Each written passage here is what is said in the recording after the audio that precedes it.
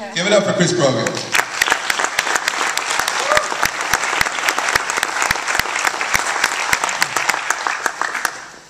Sawubona. That's Zulu for I see you, which is their greeting instead of hi. Start every speech like that because to me that's the one thing that we should keep taking away is the fact that the real difference in all this medium than the old days is that we can see individual people. I can see AJ and Melissa. I can see people who matter to me out of this crowd. That's the biggest, most important difference. I'm going to give away some other people's books. I think it's kind of douchey to give away your own book. Douchey is a technical term for those of us who are Puritans. This book is Donald Miller's book, A Million Miles in a Thousand Years, What I Learned by Editing My Life. Donald is a Christian writer, don't let that scare you. I love God, I hate his fans. And Donald wrote a really, really popular book called Blue Like Jazz, and they decided to make a movie out of it, which is already weird. But in doing that, he discovered that Donald as a character is a lot different than Donald as a person. And in so doing, he also sort of found a way to rediscover his life. So I have no idea how I'm going to give these out. I just, I have some and I wanted to give you them so that they weren't in my office. And they're yellow. I wanted to talk about the frontiers all around us, and I will be tight as tight can be, and I will get us out of here because I realize I'm standing between you and lunch, and lunch is important. It's not the worst speaking time slot I've given. One time it was me between people and their beer in another country, in Amsterdam, and so I learned Dutch rather quickly, and got the phonetic of, I realize I'm what's standing between you and your beer, so please, no questions. Standing ovation. What I want you to do is just answer this question, what can I do with all this? This is really the most important thing, the takeaway part of this is what can I do with all this? Because, besides trying to be funny, I actually have some points. They're sharp. And I want you to sort of take this and run with it, because otherwise we've wasted our time here, right? Because you can watch TV. First off, where I'm coming from with this whole frontier is all around us, besides the fact it was a Levi's commercial, which I thought was actually pretty darn neato, about figuring out that there's all this opportunity around us. Our eyes just haven't retuned to see it. We're at a 9.5% nationwide unemployment rate, 20% up in Detroit. 9.5, 1 in 10 folks is out of work for like 16 to 24 months. It's not exactly their mistake anymore, it just is right now. Hey, good to see you, Liz. But the thing is, I think we broke something on the way to discovery again. We are looking for jobs, but we've forgotten how to look for work because they're so dramatically different. And that is, if I had to give you my first giant anchor point, stop looking for jobs, look for work. In the old days, people would do this really well. I have a friend, Keith, who told me the other day, he goes, I'm buying a dump truck. And I said, well, that's interesting, because he's an arborist, so he cuts down trees, and I'm not sure how those two relate. I said, well, what are you going to do with the dump truck? He goes, it's a dump truck. I can dump things. I was like, holy crap. You can. But that sounds so stupid, but it's so true. I had another guy, Bruce, who was my landlord for a long time ago, and he bought a bunch of little crappy Toyota trucks for like $400 each, and put plows on them. And he said, I'm just going to do my own snowplow business. I got all these cars for $400 each. This is like a total winner. And then Boston had 5 years of no snow. It was awesome. He had this fleet of trucks that he couldn't use. But he was looking for work. He wasn't looking for jobs. If we take a big field, and there's 20 people just standing in it, they don't really know what to do anymore. They're just standing in a field. If I put one soccer ball in the middle of the field, it dictates what happens next, right? If I gave each one of them a shovel, it would dictate what happens next. These things are how we have to start looking at what we're doing out there, what we're doing in this space. Because no one's bringing the soccer ball, it's you. It's up to you. You're just standing in the field. It's yours to win. It's yours to do. We also have certain problems with scale and perspective. On one side, we don't look big enough. We don't look at big enough scale stuff. I'll tell you a little story about that in 1 second. But then the other side of it is, when we do finally see a bigger picture, we get so flipped out by it that we don't know what to do next, right? We get stuck in that sort of loop of, oh God, this is big and hairy and I don't know what to do. one bite at a time, and that's how we eat elephants, right? I was in Birmingham, Alabama, and I want to tell you a tale of two tables. I was brought down there by this guy, Merrill Stewart, Jr., for the Green Building Conference, because I know everything about green building. Shit, I'm single-handedly destroying the environment. I asked for double styrofoam on everything. Oh. I do. Plastic bags. I want to develop a new planet, and I figure we just have to wreck this one first, because that's how we do things here. Anyway, that's beside my point.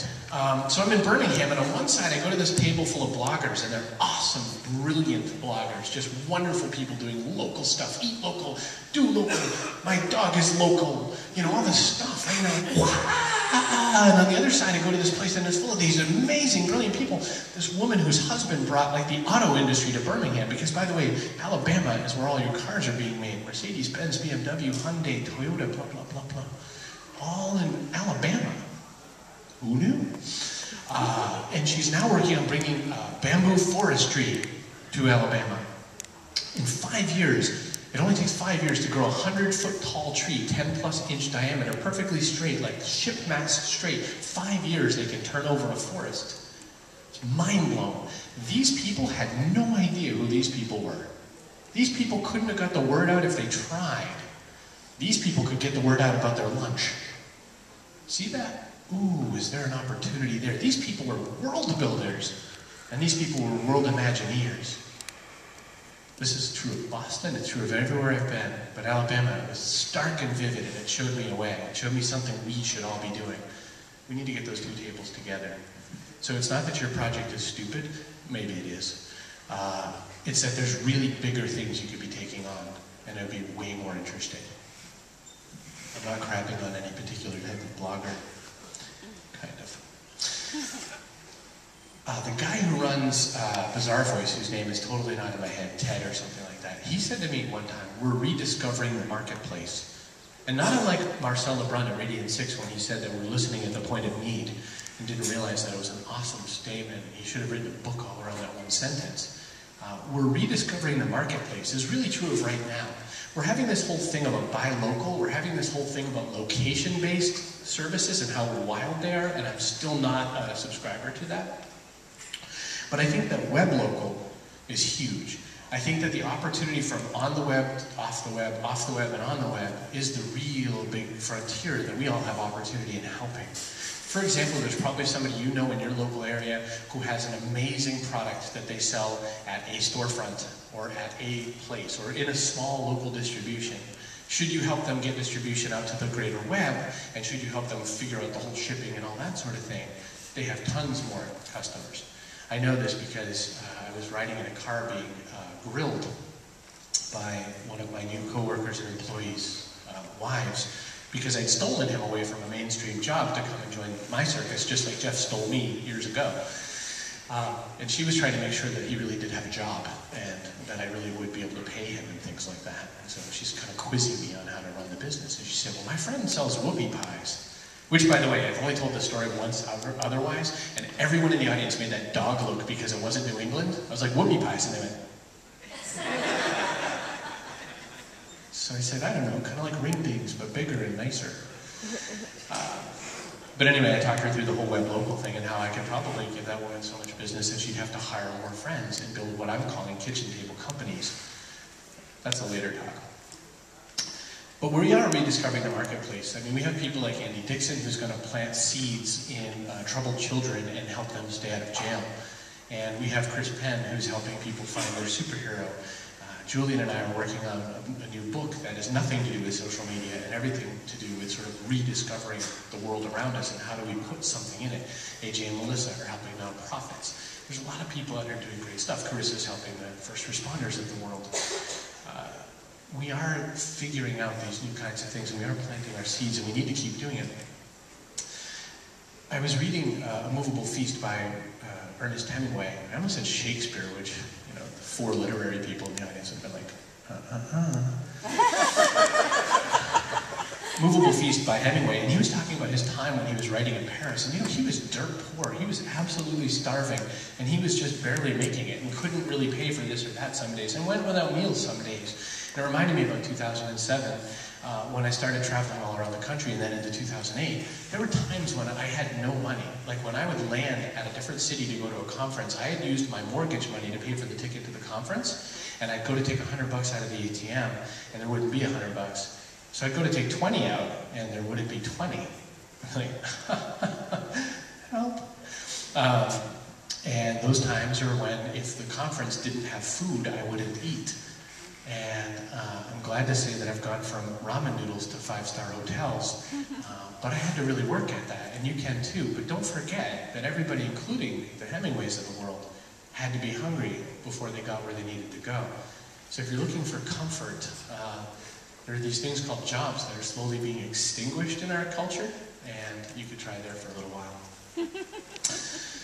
Beware the Matrix. There are many Matrixes out there. And by the way, there's only one Matrix movie. I will fight anyone who disagrees. Those other two are an accident. Kind of throat clearing. There are many Matrixes. If you ask the question, how many followers do I have? Go to hell. Who gives a shit? There are other things to fight. What kind of blog software are you using? Who cares? Go to hell. Do something useful with it. No one asked Hemingway what kind of pencils he wrote with. I don't know why I'm on Hemingway. I've just been reading his books lately. Beware the Matrix. There's lots of things that will hang you up. Don't ever think of your job ever again as a safe haven. You're not safe there. It's just an investment. A job is an investment in some time where you're going to get a check. It's okay. Use it that way. Make it a part of your portfolio company of you. I am way blowing it on time. Build and maintain healthy networks is really important, but I think Penn did a great job of talking about it. Julian probably will too. But we need to feed our networks. We need to pay attention to people like the Colonnade who have really opened their doors to us. And in New York, it's the Roger Smith Hotel. We need to make those places ours and patronize them. We need to keep giving our network and our system and our people who matter more and more value, because delivering more value to those networks gives something back. Sullivan Tire is here. When was the last time a tire company came to a convention about nerds? Right? That's where you should be buying your tires. Support the people who support the network. You're welcome. I have a 2010 Chevy Camaro. I need some new tires. Or I will. And feed opportunity to where it's needed. Ask not how someone can be helpful to you, but ask how you can help others. And you know what? If you want to do it really cool, do it like Tim Sanders. Sanders says, and deliver value without asking for anything. And don't say, how can I help you? Say, here's 7 things I thought up that would be really helpful to you. He blew my mind one day. He goes, I want to call you, I want to talk to you for 15 minutes. It's going to be the best 15 minutes of your life. It's going to blow your mind. Okay. Most times when people call me like that, they're asking for something. So I was just kind of like on my back foot. I'm like, oh, it's going to blow. He like connected to me to all these people and all these like really important people that I needed to get to know, and he just did it for no good reason except that that's how Tim rolls. If you read the book Love is the Killer App, you'll see why. Connect people. I'm not going to talk about that. Always make media. Always make media. The one big difference between us and everybody who came before is that you must always make media. And the reason is that we have been leading these little silent revolutions for way too long. And just like the story of El Salvador and finding the missing people and all this and the lost children, there's stories that need to happen. Andy has a story, Gio tells stories all the time with this living museum. There's lots of stories out there. These things help us connect with people who are like us, and we buy from people who are like us. Take small bites off of these big ideas, but do have a big idea. Do look really big, and look around you first and see what kind of places you can find out what you're going to do. Take small bites. It's okay. I mean, my ideas, my business ideas are always pathetically small. Hey, what if I did this? Do I know how to reach those people? Oh, how can I deliver something to them? What's the price point? How many times can I do that so that I can make a living? Oh, I'm like really crappy at math, but I'm really good at figuring this times this equals how much money I would be happy at. And I do that math all damn day. All damn day. Technical. Find big work for you and others. The other thing that we're doing a little interestingly is we're making these little escape velocity businesses that buy beer money, and then hopefully dinner money, and then hopefully, if you're lucky, mortgage money. Find even bigger things. I'm starting to figure out ways that we can get jobs to 100 people at a time. I mean, I'm not smart enough to go bigger than 100 yet, The people who do things like bring car dealerships to, car manufacturers to Alabama aren't me yet. I can only figure out 10 to 100. But do help, do try to figure that out. And don't think you can't, by the way. I wouldn't be talking to you if I thought you couldn't do any of the things I'm telling you. You just have to give it some work. 6 seconds. Embrace the serendipity of all these tools, but feel the vital importance of the marketplace and the frontiers that are all around us. I'm Chris Brogan. Thanks for your time.